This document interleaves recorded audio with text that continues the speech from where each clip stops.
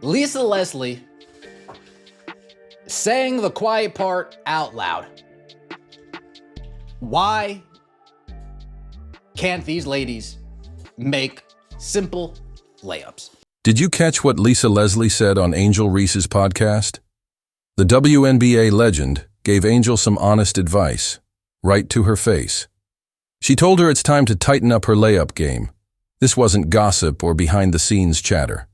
Lisa said it openly, right there on Angel's own show. And it wasn't just a casual remark. She pointed out that missed layups are the biggest issue holding Angel back right now. The numbers support that too.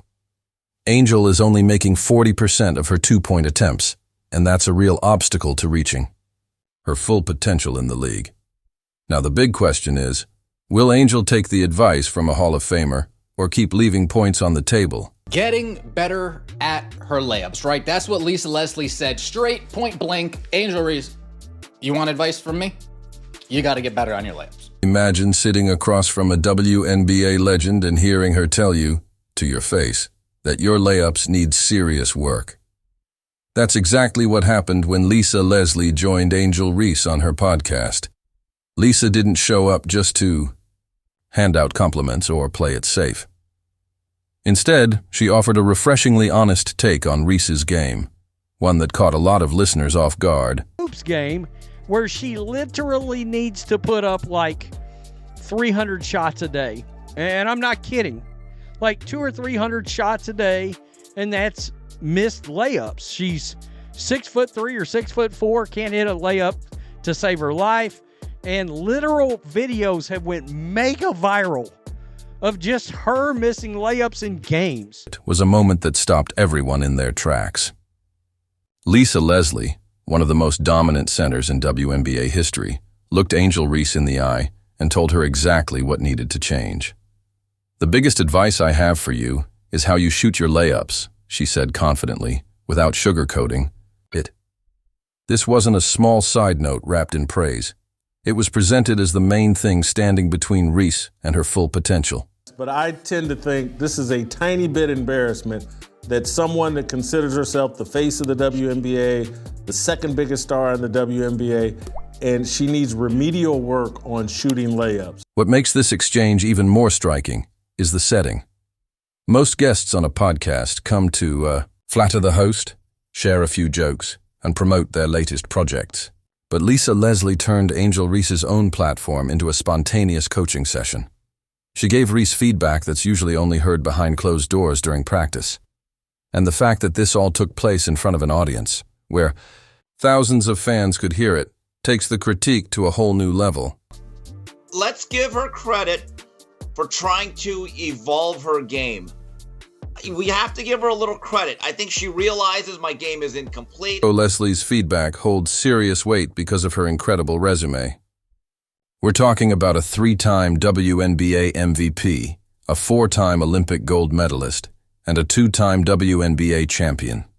When someone with that level of achievement points out a weakness in your game, it's not just an opinion you can ignore. It's like having Michael Jordan tell you your jump shot needs improvement. You listen. Because essentially, she got called out by one of the greatest WNBA players to ever do the thing, right? And literally got called out for missing layups. I mean, in fairness, Lisa Leslie was like, we're going to try to help you. But she literally calls her out for missing layup. The way Leslie framed her critique was telling. By describing Reese's layup issues as fixable, she acknowledged the seriousness of the problem while still offering a sense of hope. It was like saying, "This is a big challenge, but I believe you can overcome it." This approach made it clear just how significant the weakness is. It's not a small tweak here and there, but a core skill that needs to be rebuilt. Wow. That is pretty embarrassing to have someone come on your podcast and as a professional basketball player, hey, what do you think I need to work on? Layups. What's just as telling is how Angel Reese responded, or rather, how she didn't. She didn't get defensive or try to justify the criticism. More importantly, she kept the exchange in the final cut of her podcast. That says a lot about her self-awareness. Most players would have been tempted to cut out such a direct critique, but Reese left it in, showing she understands the value of Leslie's feedback. I'm going to authentically and seriously give Angel Reese credit because it's a podcast and it's her podcast. And if she wanted to edit that out, she could have. The numbers support Leslie's tough criticism. Reese is currently shooting around 40% on two-pointers this season, an alarmingly low figure for a player who spends most of her time in the paint. For comparison, most post players in the WNBA make at least 50% of their two-point attempts, with the top players finishing at rates of 55% or higher. When your main job is to score close to the basket and you're missing 60% of those shots, it's a problem that can't be overlooked. And Mabry comes up with the board. Long pass, perfect to Reese. She was unable to get it in.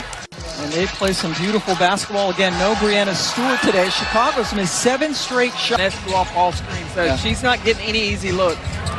Reese, short. Bo Reese's 40% shooting near the basket isn't just disappointing, it's approaching catastrophic territory. When you compare her to players like Aaliyah Boston, who's making 53% of her two-pointers, it's clear why Lisa Leslie felt the need to speak up. What's happening when Angel gets the ball under the basket might be one of the biggest mysteries in women's basketball right now. Unfortunately, you got Angel Reese, 40% from two-point percent. 40% for Angel Reese. Tina Charles, 47%. To put this into perspective, Angel Reese ranks at the very bottom of the top 30 scorers in the WNBA when it comes to two-point efficiency. This isn't just a slight drop below average.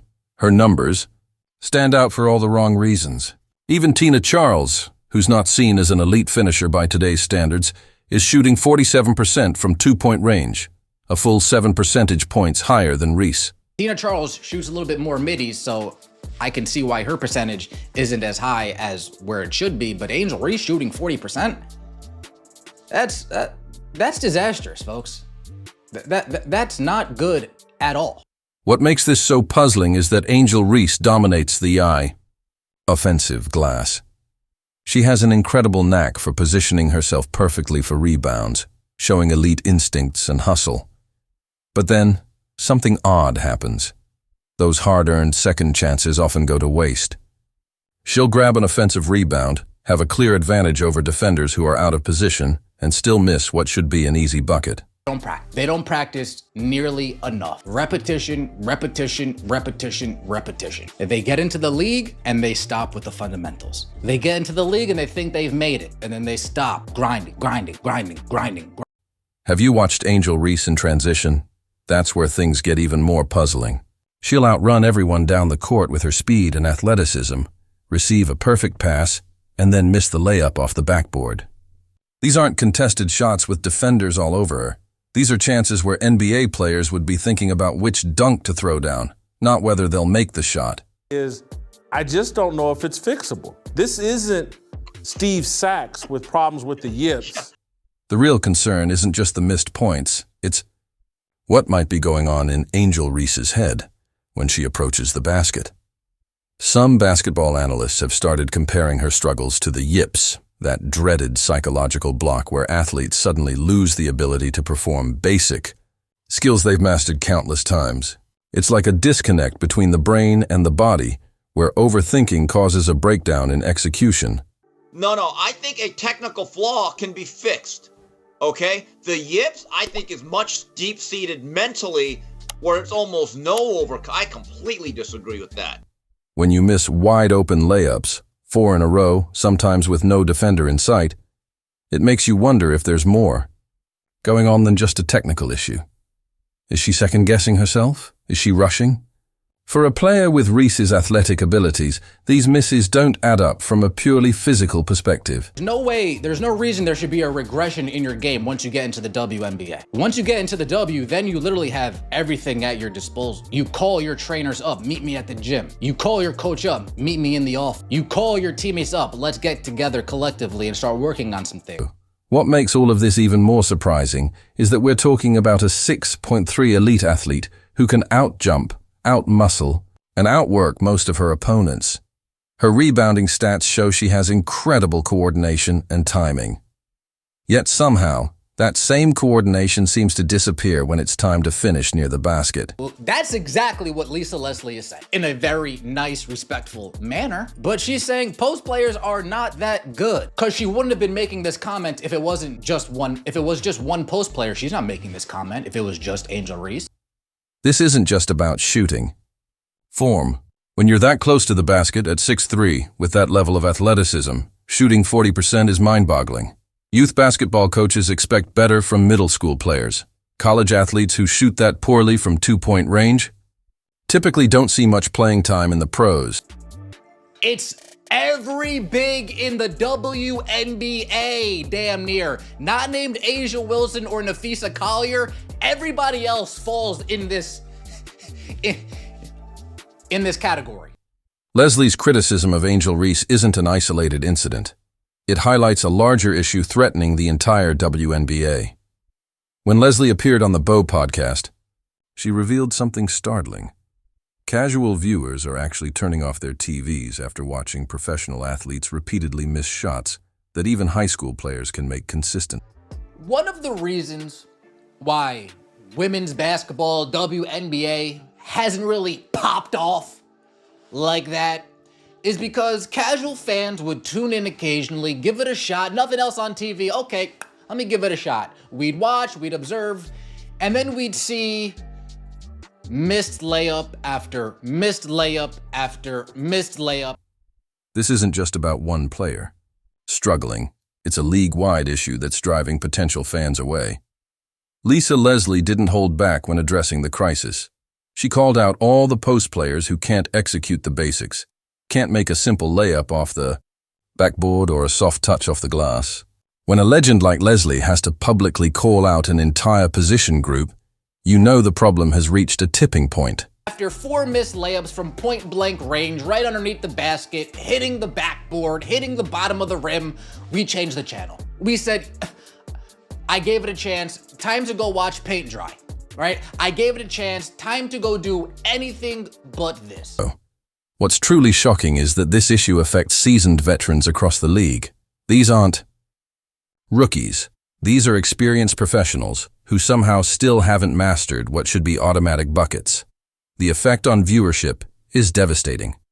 Imagine being a casual fan tuning into a WNBA game for the first time, excited to see elite athletes, only to watch multiple professional players miss wide-open shots right under the basket. Would you stick around for more?